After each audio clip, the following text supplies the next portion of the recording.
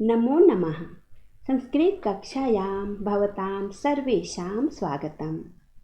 बच्चों, पिछले वीडियो में हम लोगों ने शाश्वती प्रथम भाग के द्वितीय पाठ अर्थात ऋतु चित्रण को पढ़ा। इस वीडियो में आइए इसके शेष भाग को पढ़ते हैं। यहाँ पर जो श्लोक दिए गए हैं वह वाल्मीकि रामायण के किष्किंधा कांड से लिया गया है और इस श्लोकों में वर्षा ऋतु के बीत जाने के बाद आने वाली शरद ऋतु का वर्णन किया गया है। तो चलिए देखते हैं कि इसमें क्या कहा गया है। जलम प्रसन्नम कुसुमा प्रहासम क्रौंच स्वनं शालिवनं विपक्वं मृदुश्च वायुर्विमलश्च चन्द्रः शंसन्ति वर्षाव्यपनीतकालम् लोकं सुवृष्ट्या परितोषयित्वा नदीस्तटाकानि च पूरयित्वा निष्पन्नशस्यां वसुधां च कृत्वा त्यक्त्वा नभस्तोयधराः प्रयाताः। अर्थात यहाँ पर कहा गया है जलम प्रसन्नम। प्रसन्नम अर्थात स्वच्छ। वर्षा ऋतु के बीत जाने के बाद जल जो है वो पूरी तरह से निर्मल स्वच्छ हो जाता है। इस समय का जल कैसा है? वह शुद्ध है, बिल्कुल स्वच्छ जल है। कुसुमा प्रहासम। प्रहासम अर्थात खिले हुए। फूल जो हैं वो खिले हुए हैं। क्रौंच स्वनम और सारस पक्षी बोलने लगे हैं। शालिवनम विपक्वम। शालिवनम कहा गया है धान के खेत को। तो धान के खेत पके हुए हैं। विपक्वम। मृदुश्च वायु। वायु जो है इस समय की हवा वह कोमल है, मृदु है। और विमलश्च चंद्रः और चंद्रमा बिल्कुल निर्मल है, विमल है। ये सभी जो हैं वर्षा ऋतु के बीत जाने का संकेत दे रहे हैं। जब वर्षा ऋतु बीत जाती है, शरद ऋतु आती है तो उस समय स्वच्छ जल होते हैं, खिले हुए फूल, बोलते हुए क्रौंच पक्षी, पके हुए धान के खेत, कोमल हवा और निर्मल स्वच्छ चंद्रमा होते हैं। यहाँ पर बच्चों प्रत्येक पदों में विशेष और विशेषण का भाव है। परीक्षाओं में इससे प्रश्न पूछे जा सकते हैं। जैसे कि यहाँ पर देखिए जलम प्रसन्नम। तो यहाँ पर जल है वो विशेष्य है और प्रसन्नम विशेषण है। उसी प्रकार कुसुम ये विशेष्य है और प्रहासम विशेषण है। क्रौंच विशेष्य, स्वनम विशेषण, शालिवनम विशेष्य और विपक्वम विशेषण, मृदु विशेषण, वायु विशेष्य, विमला विशेषण और चंद्र विशेष्य है। तो इसे आप ध्यान से पढ़ेंगे और याद रखेंगे कि प्रत्येक पदों में विशेष और विशेषण का भाव है। आगे जो है इसमें बादल, वर्षा ऋतु बीत जाने के बाद बादल जो है वे आकाश को छोड़कर वापस चले जाते हैं। लेकिन जाने से पहले वे क्या क्या करके गए हैं, बादल के द्वारा क्या क्या किया गया है, वही इस श्लोक में दर्शाया गया है।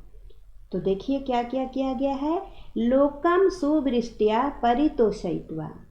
इस लोक को सुवृष्ट्या अर्थात अच्छी वर्षा के द्वारा संतुष्ट करके, इस लोक को अच्छी वर्षा के द्वारा संतुष्ट करके नदीस तटाकानि च पूरयित्वा और नदी और तालाबों को अच्छी तरह से जल से परिपूर्ण करके, जल से भर के, निष्पन्न शस्याम वसुधाम चक्रित्वा और इस पृथ्वी को फसलों से युक्त करके, त्यक्त्वा नभस तोय धराहा। तोय धरा कहा गया है बादल को। तोय का अर्थ होता है जल, और जो जल को धारण करता है अर्थात बादल। ये बादल के ही पर्यायवाची पद हैं। तो इस नभ को छोड़कर अब जो बादल हैं वे लौट चुके हैं अर्थात चले गए हैं। तो जाने से पहले बादल क्या किया है, अच्छी वर्षा के द्वारा इस लोक को संतुष्ट करके नदी और तालाबों को पूरी तरह जल से भरकर इस वसुधा को फसलों से युक्त करके और आकाश को छोड़कर अब बादल चले गए हैं। यहाँ पर बच्चों सुवृष्टिया, इसमें तृतीया विभक्ति एक वचन है। परितोषयित्वा, पूरयित्वा, कृत्वा, त्यक्त्वा, इन सभी में त्वा प्रत्यय लगा हुआ है। इसे आप ध्यान देंगे।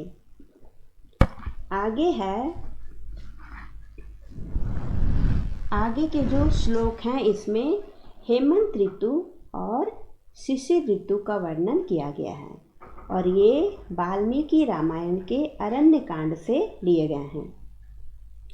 तो 9वें श्लोक में हेमंत ऋतु का वर्णन है। हेमंत ऋतु जब आती है बच्चों, इस समय ठंड शुरू हो जाता है और आसमान में कोहरा छाने लगता है। तो देखिए यहाँ पर क्या कह रहा है, रवि संक्रांत सौभाग्य तुषारारुणा मंडलः निःश्वासान्धैव आदर्श चन्द्रमाना प्रकाशते, चन्द्रमाना प्रकाशते वाष्पसञ्छन्नसलिला ऋतविज्ञेया सारसाः हिमाद्राबालुकास्तिरैः सरितो भान्ति साम्प्रतं, सरितो भान्ति साम्प्रतम्। अर्थात यहाँ पर कहा जा रहा है कि रवि संक्रांता सौभाग्यस, रवि अर्थात सूर्य और संक्रांता अर्थात संक्रमित प्रकाश। इस समय सूरज का प्रकाश जो है वो संक्रमित है। कहने का तात्पर्य है कि सूरज का ताप इस समय कम हो गया है, उसकी रोशनी जो है वो धूमिल पड़ गई है, उसकी ताप कम हो गई है। इसी कारण आकाश में तुषार यानी कि कोहरा छा गया है और कोहरा छा जाने के कारण आसमान जो है वो लाल हो गया है, लालिमा छा गई है। और लालिमा छा जाने के कारण क्या हो रहा है कि जो चंद्रमा है वह उसी प्रकार अच्छी तरह से प्रकाशित नहीं हो रहा है जिस प्रकार निःश्वासान्ध इव आदर्श, आदर्श कहा गया है दर्पण को। तो श्वासों के द्वारा दर्पण जब धुंधली हो जाती है तो वह स्पष्ट दिखाई नहीं पड़ती है, वह धुंधला हो जाता है। तो धुंधला दर्पण स्पष्ट दिखाई नहीं पड़ता है। उसी प्रकार इस समय आसमान में कोहरा के कारण, लालिमा छा जाने के कारण चंद्रमा भी ठीक से प्रकाशित नहीं हो रहा है। यहाँ पर चंद्रमा की तुलना धुंधले दर्पण से की गई है। आगे जो शिशिर ऋतु का वर्णन है बच्चों, इस समय अच्छी खासी ठंड पड़ जाती है।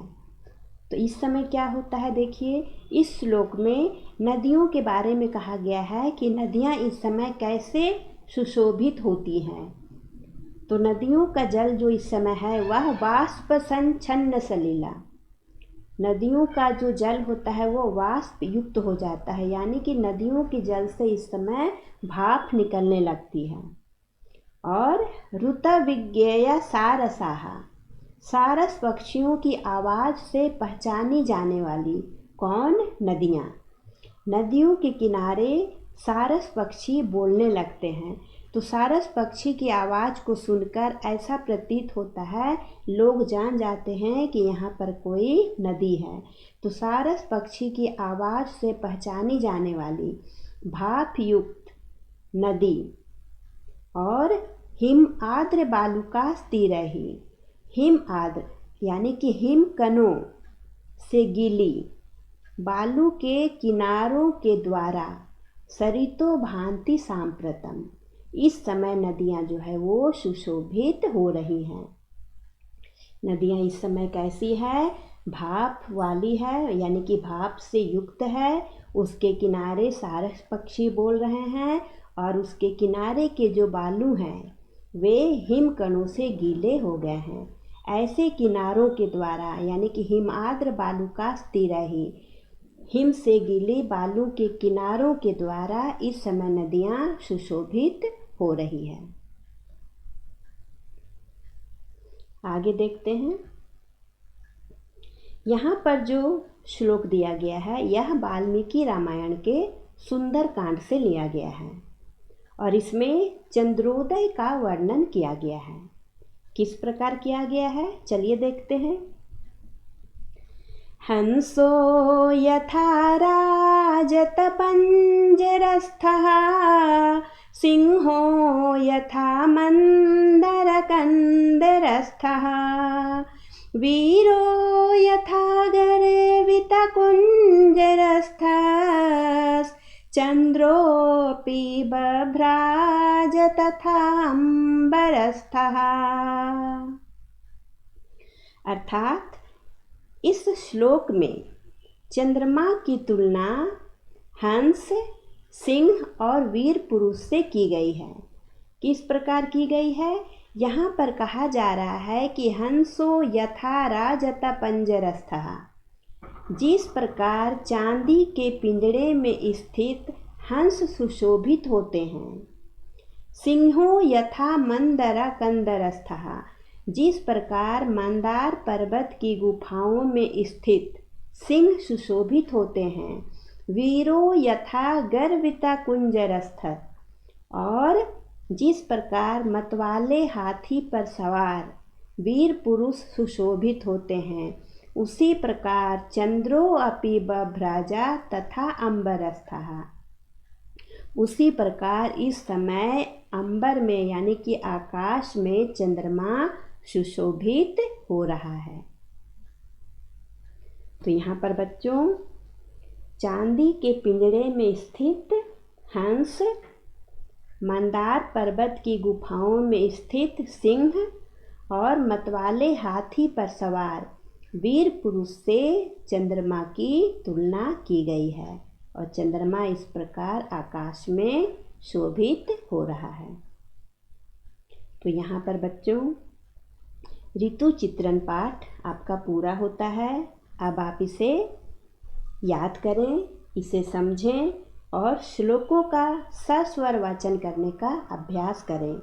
अगले वीडियो में हम लोग इसके प्रश्न उत्तर को लेकर आएंगे। धन्यवाद।